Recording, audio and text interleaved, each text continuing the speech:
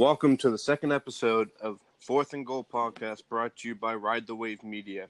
I got my guys Dan and Adam with me again today, and I'd just like to say that we have a very special guest, the director of operations of Ride the Wave Media, and the man who can play the harp just as well as Tom Brady can throw a football, Wes Hogan. Thanks for coming on, Wes. Oh, well, hey, thanks for inviting me. Just excited to be here. And I would definitely say that I do not play the harp as well as Brady throws football. I mean, the introduction that everyone's going to be hearing for the first time, that's some good shit right there. Oh, well, so I can record the harp. But, I liked it, though. Doing it for a year and a half. I think Tom's been throwing a football a little longer. Oh, man. All right, well, let's hop right into our first topic. Earlier this week, in a pretty shocking move, Belichick dealt Jacob Hollister to the Seahawks for a 2027th round pick despite not taking a tight end in this draft. So what are we thinking about that? Honestly, I was kind of shocked at first just because we didn't take a tight end. And sitting through the whole entire draft, we were waiting for the pick. We were finally going to get our guy. And then a couple days after the draft, we're trading one of our guys who we've had for a couple of years. It was kind of a shock. I mean, he was never the greatest fit. He's kind of skinny. He had decent hands, but he never really seemed like he was going to be a major role in the offense anyway. So he was a cut candidate anyway this year. What do you guys think? I liked Hollister. I think he's a nice player. And to me, it said a few things. So, for one, he primarily contributed on special teams the last few years, right? Like he was on kickoff team, kick return team, on the extra point team as well. So in one phase, we did bring back Brandon Bolden, who always plays on every unit for us in special teams. And, they're not the exact same body type, but they kind of tend to have the same roles on special teams. So we didn't necessarily have a need for him there. And, yeah, as you said, I mean, he's a little thin. He's not going to be an every down tight end. If he continues to progress, he could be a nice receiving tight end in the league. Mm-hmm. But at the same time, so he was undrafted for us. Okay, so basically – our return on investment was an extra draft pick. Yeah, we didn't take a tight end in the draft, but I wouldn't be surprised if you see Benjamin Watson in a Patriots jersey this fall. For one, I think that's a possibility. And then I think that it also says a little bit about the confidence level in ASJ. I think Safarian Jenkins just has so much potential, and if you look at his career, I mean, he's really just never, he had some legal troubles, some personal problems, but basically coaches have sung praises of it. He kind of got everything together. A couple years ago in Jets camp, the coaches were saying that he was the best player on the field at times. And, they don't just say that about anybody. And he's a freak athlete, and I think he can have a lot to offer. And the structural system in Foxborough could be really good for him. One thing I want to touch on about the Jacob Hollister situation was, I mean, he's injury prone too, and the Patriots just started OTAs like 2 or 3 weeks ago. So I had a feeling when Hollister probably walked into the locker room and the weight room that they just weren't impressed with him anymore, and it was just time to let him go because they didn't envision that he was going to be on the 53-man roster. Yeah, that could be the case, yeah. And I mean we've seen this before with other guys that showed some potential that were kind of our number 3 tight end. Like we dealt A.J. Derby to the Broncos a couple of years ago, and he's played good snaps for them. He obviously had some potential in the league, and I can't remember what we got back for him, but it was kind of like a 5th round pick. Yeah, 5th, and then 7th round pick. But and I think we spent a 7th rounder on Derby, maybe a 6th. But I think Bill's okay with the return on investment of going from an undrafted guy to getting a pick, or moving up one round. I would say that, I mean, this move, if you're a Patriots fan and this move is worrying you, I would say don't be worried. Whether it's Benjamin Watson, whether it's bringing in another tight end we're not even mentioning, or whether it's as confident in Austin Safarian Jenkins, or perhaps, I'm kind of blanking on his name, but that Texas tight end. Matt LaCosse. Well, we also brought in Matt LaCosse from Denver, perhaps. I mean, Belichick has clearly seen something out of someone and decided he's not going to waste a roster spot on Jacob Hollister. So, I don't know. I'm feeling good about this. And Bill is really specific and role-oriented with his tight ends anyways. And, Hollister's really can only play a receiving role if he's playing tight end. And if they expect Safarian Jenkins to fill that role, then that's what he'll do. But, if you look over the years, we've always kind of had, that third tight end is pretty interchangeable. It kind of has one skill. Like Ho Manawanui could really come in and block, but he wasn't going to play outside of 3 tight end packages for the most part, except for the genius formation against the Ravens. But then other guys too. Matt Langle came in, played some nice snaps for us a few years ago, ended up getting a nice contract elsewhere. Pretty sure Cincinnati. But yeah, Bill knows tight ends, and I think that they are one of the – you can get a lot of bang for buck when you're looking for just one specific role to be filled. Like there are guys out there that aren't signed that are good enough to be a blocking tight end for an NFL team. Or, you don't have as many guys that can play every phase of the game like a Travis Kelce or George Kittle, but Bill kind of takes a similar tight end approach outside of having Gronk that he takes with his running backs, where he wants a stable of guys that each do a couple different things well. I don't know if you guys saw yesterday that the Patriots' salary came out for all the undrafted free agents, and University of Texas tight end Andrew Beck, who's with the Patriots, gets the most guaranteed money from all the Patriots undrafted free agents, and he is making guaranteed $115,000, which looks pretty good to make the 53-man roster. Yeah. Yeah.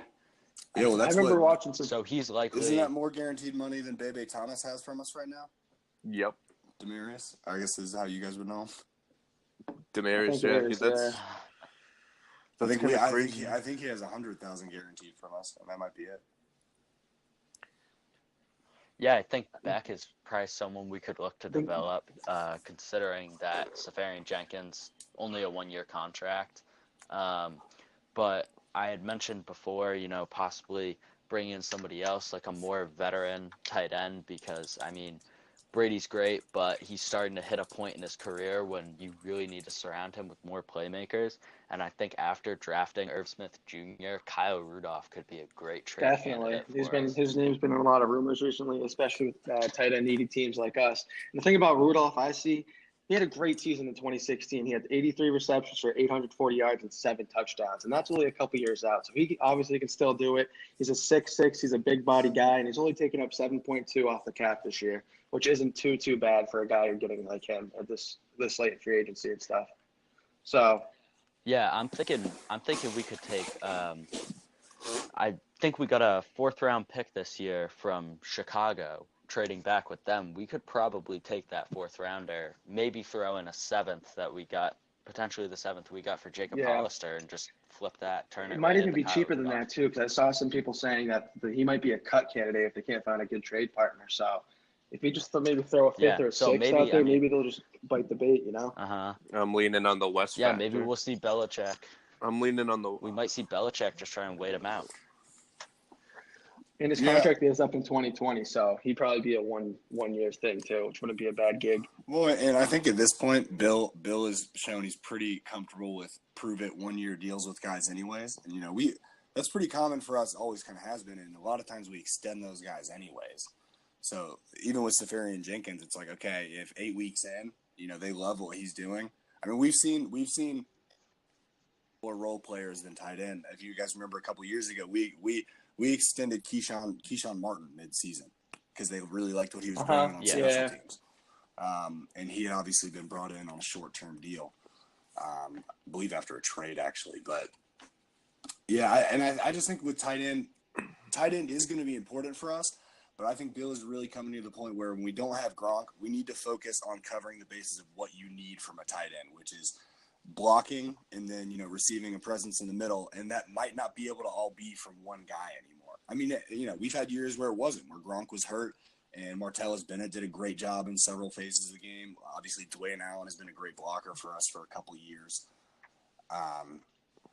But, yeah, I do think tight end will be important, and I think that there will be another body in the building by the time we kick off, especially with how we wrapped up the year. We played a lot of too tight.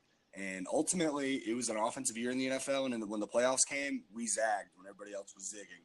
We ran power offense, too tight, big bodies, hard to stop the run, and that was what ultimately helped us plow through the playoffs and win the Super Bowl.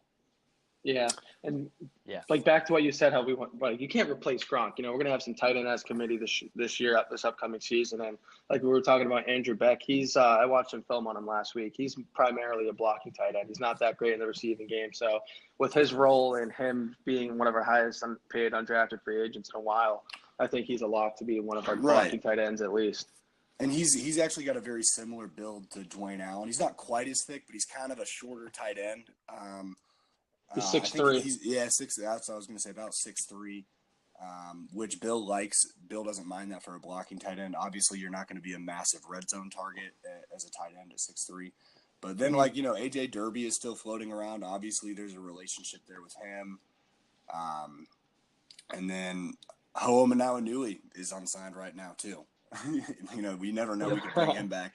There's a guy I really like, partially from bias, just as an athletic specimen, a guy named Darren Waller, who was with the Raiders last year. He's been with the Ravens the last few years, but he's about 6'6". He was a receiver in college at Georgia Tech, ran a low 4.4 at the combine, about 6'6", and he's bulked up to about 245, can still fly. He's a raw athlete, but he's only 26. He kind of reminds me of Demetrius Harris, the guy that signed with the Browns, big, super athletic, kind of raw. That's who I was talking about last week too, Demetrius Harris. Yeah. But I'm looking at checked Ben Watson's stats, and I think that's where Belichick's gonna go. Belichick loves them. Used a first round pick on them in 2004. Ben Watson actually had the best 2 seasons in his career in 2017 and 2015. And in 2017, he was targeted 79 times and had 61 receptions. Jeez. Yeah, he helps him breeze and throw him to the ball too. And Watson's he's a consummate professional. I mean, he's like everywhere he's gone. I mean, it's like, obviously came into the Patriots organization first, but that dude, he's a cerebral player. He's super athletic for one, but he's just an absolute professional. Like, what you're gonna get from him, and that he'd be a safe signing. And I can remember last year, he was like 38, and then at the Saints camp, all just being like, he's in the best shape of his life. He looks like a 26-year-old tight end. Yeah. I mean, speaking of Kyle Rudolph, trade rumors, a lot of trade rumors going around the NFL, obviously around the draft. Really, none of them happened. Guys like Nelson Aguilar, Patrick Peterson on the trade block. How likely do you guys think those trades are, and potential destinations, potential return? I don't know about Patrick Peterson getting traded. We heard that last year. Heard that the Steelers, Saints, and Patriots were all interested in Peterson. I don't see that happening, but I do see Nelson Aguilar getting shipped off somewhere. Philly, if I'm mistaken, did they draft a wide receiver in the draft? Early round, like third round? I believe. No, they traded up. Took on. They also traded for Deshaun Jackson. Deshaun Jackson, yeah. Yep, he's that's back right. in Philly. So, yeah, it completely makes sense for Philly. Nelson Aguilar's due $9.3 million in his contract. Wow. So that's a one. What team needs a slot receiver? I mean, I like the San Francisco. Francisco. I know they got Deebo Samuel, but he's young. You can get Aguilar up there. You don't know about Marquise Goodwin because he had like a couple good like backstretch games in 2017 with Jimmy, but then was quiet and then had injuries this year. So I think if Jimmy got a little bit more help with Aguilar, Deebo Samuel, another good Marquise Goodwin, you got the 3 power horse backs in San Francisco, and you got one of the best tight ends in the NFL in George Kittle.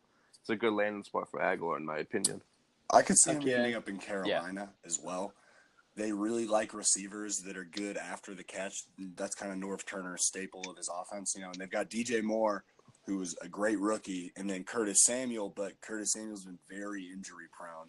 And then they gave Chris Hogan a 1-year deal, but we don't know if he still has a shoulder or not. So we don't know what they're going to get for him. I could see him ending up in Carolina. I like that a lot, too, because they also just lost Funchess. They lost Funchess to the Colts, too. Funchess sucks. So Funchess was really just a horrible fit for a Norv Turner offense that's like very much, precision, timing, 1, 2, 3, balls out of the hands. Whereas Funchess is kind of like, a faster Kelvin Benjamin. He's basically, okay, man coverage, play goes on forever. You know what he is? He's like a very knockoff version of Mike Evans, but not as good a route runner either. It's kind of like, okay, you know what? When he's one-on-one with somebody, he's so big and athletic that he can go up and get the ball, but he's not like a precise route runner. He's not fast in and out of his cuts. I actually think he's a better player than Kelvin Benjamin, partially just because of his attitude. But he was not a good fit for that offense anyway, so he fell out of favor early. Did we just get a comparison from Devin Funchess to Mike Evans? Yeah, but did I hear that right? Or? As like if Mike Evans is the iPhone 10, then Devin Funchess could be like the iPod 1. iPod Nano. In the same mold, if like a great Mike Evans, comparison. but much worse. And you know what the funny thing is too? Like you're comparing Funchess to offensive lineman Kelvin Benjamin. That guy is like, 275 pounds? Probably goes to Taco Bell every single day. Like Booger said on Monday night, he's one Popeye's biscuit away from being a tight end. I'm pretty sure he said that one time. He should just lean into it at this point. Yeah, exactly. Yeah. I do got an off-topic thing that I actually figured out I saw today, and it is about Carolina. It says, Cam Newton is coming off major injury surgery and just has 2 years on his contract for $44.3 million. And the Panthers can either cut or trade him, and they would only eat $2 million. Wow. So if this is the year to That get might rid be- of Cam Newton, yeah. they drafted Will Greer. This is the year to do it. Yep. I feel like a lot rides on. That is very enticing, but I think a lot rides on how the condition of Newton's shoulder, because hasn't he been dealing with some shoulder issues over the last couple seasons, and he's getting surgery. Yeah, it's been bad. I knew that they were in big trouble last year before they shut him down. So I live in Charlotte, and I follow the Panthers pretty closely. They've kind of become my number 2. My wife, I married into season tickets, which I highly advise to any of you guys that are still single. You lucky man. Yeah, you lucky man. So, but so they, the Panthers started off hot. They were 6-2, and at that last game before things started falling apart, they were playing Tampa, and it was the last play before the half, and they were only on about the 45-yard line going in, and they brought Cam out to have Taylor Heineke throw the Hail Mary, and I was like, oh my goodness, he can't throw the ball 50 yards. That's a serious problem. And he had just been playing through that, and you hadn't necessarily noticed it as much because they had moved their North Turner's offense is a lot of short, quick passes, but it was like, oh no, there is something really wrong with him. And then sure enough, once people realized he couldn't throw, then they neutralized his ability to run, and then he started taking just a ton of hits. And I don't know that he'll ever be the same throwing the ball. I just think you don't use a 3rd-round pick on a quarterback if you don't plan to utilize him at all. I mean, you don't just take Will Greer in the 3rd round and then have him be Cam's backup for 2 years until finally Will Greer asked to be traded or cut, and you just wasted a 3rd-round pick. I agree. I lost a lot of respect for Cam Newton in the Super Bowl versus Denver when he got strip sacked. And he did not fight for the ball. Oh, ever since that play, I've hated him with a burning passion. There's always going to be an asterisk mark next to his legacy because of that one play. Well, and I bet $1,000 on that game too, and Cam screwed me. So. I mean, I might be a little biased, but that's what it's coming there we go. from. That's why Cam is angry. Kevin, I do love your takes though. Just personal vendetta. Yep. Like I was listening to you guys talk about the draft last week. And there was somebody in particular, Hollywood Brown. Yep. Yeah, I think he's going to be the biggest bust, mainly because I just don't like him. I got to be honest. Honesty is the best policy. It's that is some like advanced data analytics sabermetrics right there. Going to be a bust. Hey, I brought in a little stats too. He's like 5'6", 100 pounds. When Patrick Chung gets to freaking drill him in Baltimore this year, that's going to be fun. Draft profile. Pros, speed, cons. Not a nice person. Not a nice person. Antonio Brown's cousin. Likely to douchebag. Gold chains. Oh, boy. Oh man. So what do you guys think about man, Patrick that Cheney was Peterson? rocking at the draft. Peterson was he's going another one. there. Yeah, those trade rumors were more around the deadline last year, but they did kind of come back up quietly, rise back up around the draft because he skipped their OTAs. I mean, I think that I wouldn't be surprised if Kansas City really tries to get him, but unless they want to give him their 2020 first round pick, which I don't think they will, they don't have a ton to offer after that Seattle Frank Clark trade. Yeah. And honestly, I don't think he's as much of a necessity as he was last year, especially after signing Tyrann Mathieu to, kind of beef up that secondary. I think Patrick Peterson is much more likely to be a Pittsburgh Steeler. I They can see that. also don't. Yeah, they did lose their 2020 third round pick in that trade with Denver, but I think after losing Antonio Brown, they know that's going to be a big loss, even though you have Juju Smith-Schuster, and even though it's not on the offensive side of the ball, you just got to bring in another, big name addition to the roster, and I wouldn't be surprised to see him surrender second round pick. I'd much rather him be on the Saints. I just think him and Lattimore, man, you're not throwing against them. Oh man, Well, and Peterson, a lot of people forget that guy is a generational talent as a corner. Yeah. Oh And my the problem God. what a lot of people miss is they look at, PFF stats rankings, and he's typically not the highest ranked corner, but he plays man-to-man coverage on the other team's best receiver every down. And that's not really factored in when you just go with generic pass coverage stats. Whereas you have like a guy like, Richard Sherman used to dominate metrics, but okay, he's really better at covering that portion of the field. Whereas Patrick Peterson, you can just put him across from the best receiver every single down. And he's willing to do that too. A lot of corners don't want to do that unless they're going to be the top paid corner because they're like, well, I'm not going to take the statistical hits unless I'm being paid the most. Yeah. He's the second best corner in the league. Second best corner in the league. Stephon Gilmore, baby. He's set to make $11 million next year, which is not even that much for how productive he really Now, granted, is. at the time, it was the biggest contract. Big deal. Yeah, But yeah, absolutely. I mean, he's worth every penny of that. I don't care what any statistic or ranking says. And I don't think the Cardinals should trade him either because it's a young team with a new coach, and that's one of your leaders on defense. You don't want to get rid of a guy like that when your team's rebuilding. Yeah. It would be interesting, though, to see, like, if he doesn't like the new regime as much. So, Steve Wilkes was there last year, and he kind of walked into just a sinking ship. I feel bad for the guy. Terrible situation. I do too. Yeah. But he's a defensive guy, right? And he's also, he comes from the Panthers, and now he's with the Browns.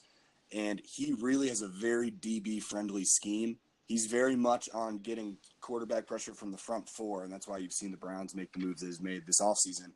And also being able to drop the linebackers into coverage, thus leaving a lot of ball hawking ability for guys that, it was Josh Norman in Carolina, but it's very corner friendly for the statistics because you get to play a lot where you have help in coverage and can jump other routes.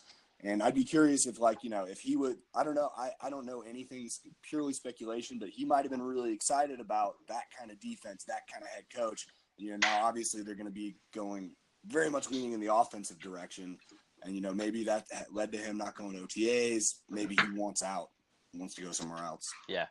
I think they make the playoffs. One last. To get on that real quick. I really like the Cardinals. Really? I mean, you got David Johnson. I mean, he was the best running back 2 years ago, then was hurt, or 3 years ago, got hurt 2 years ago, and then just came back for the first full season. I like him. I think the Cardinals got a lot of help on wide receivers. They did well in the draft. Yeah. And then they brought in Terrell Suggs for defense with Chandler Jones. And Suggs can still play. I don't care how old he is. He can be like 40 years old, and because he almost is, and he still plays with a lot of heart, and he's a beast going with Chandler Jones. That's going to be a good defense. I do want to point out, though, so, Kevin's first reason he gave that he thinks they make the playoffs is because he likes them. I gave you reasons. I know, but the overarching reasons that I like. Oh, my God. I give you reasons. I liked them. No, I'll give you. All right. I do have a Cardinals thing, too, was because I was a big Kurt Warner fan. Oh, what a guy.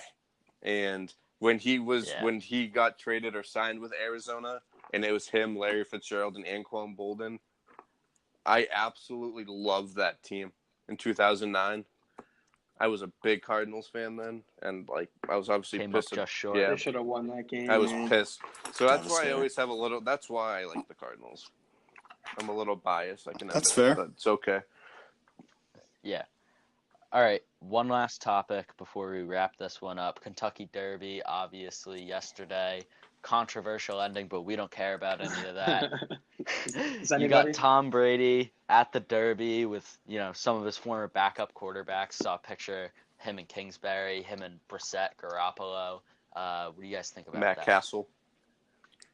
Did Yep. you see Matt Castle in all the pictures? He was like that creep dude hiding in the back the entire time. Mm-hmm. In every single picture, he just could not get in. It just looks. It's such a bad look. He just doesn't belong. He really Brady was doesn't. also hanging out with. He was also with Baker too, so that was pretty cool. Yep. Saw Dave that picture. Portnoy. Oh yeah, dude. How is that? Here's my question: how does that conversation go down? Because Portnoy was with Belichick and Brady. Like, who goes up to who? What words are exchanged to get that picture? That's what I really want to know. I want to know the juicy feel like- details.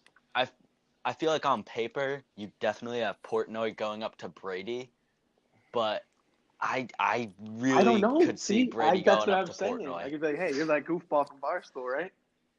Yeah, It's just shooting the because crap. there's no way Brady doesn't know who he is, Oh yeah, Oh, no 100% way. does.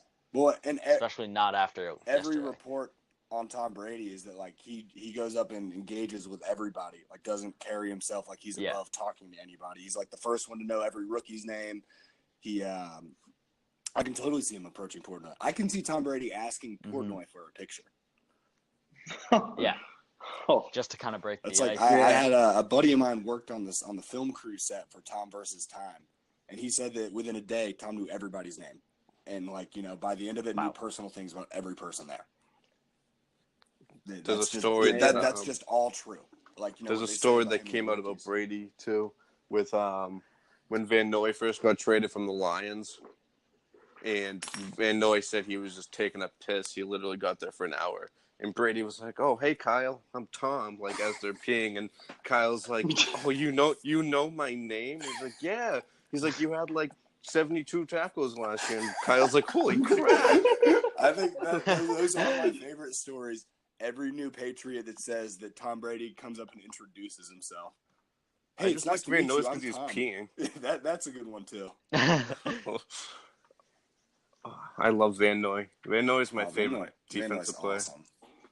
he is awesome. Yeah. He's got a great attitude towards this game too. If I knew how to play Fortnite, I definitely want to play with him, but I suck at Fortnite. All right. Well, I guess we ought to wrap this up. This was a great episode. I just want to thank Wes again for Definitely. making Thank the you, Wes. guest appearance. We'll be on next Sunday. Again, length of these are going to vary considering we're in the off season, but make sure you tune in next week. It's going to be another great episode. Make sure you follow Wes on Instagram. Oh, Wes, yeah. what forgot is to your mention that. Instagram? Well, now it's at Jim Hartbaugh 2.0, but I'm hoping to be able to just drop the 2.0 and have the handle Yeah. back that I've been using. Yes. Unfortunately, Wes's original Instagram at Jim Hartball was hacked this week. He had to start up a new one. He's starting clean, starting new. So everybody make sure you go give him a follow. It'd really help him out. Yeah, started from the bottom. Now like a little bit above the bottom. Not here yet. Not here yet. No, not here. All right. Thanks for having Thank me, you guys for listening. Yeah. Yeah. And make sure you tune in next week.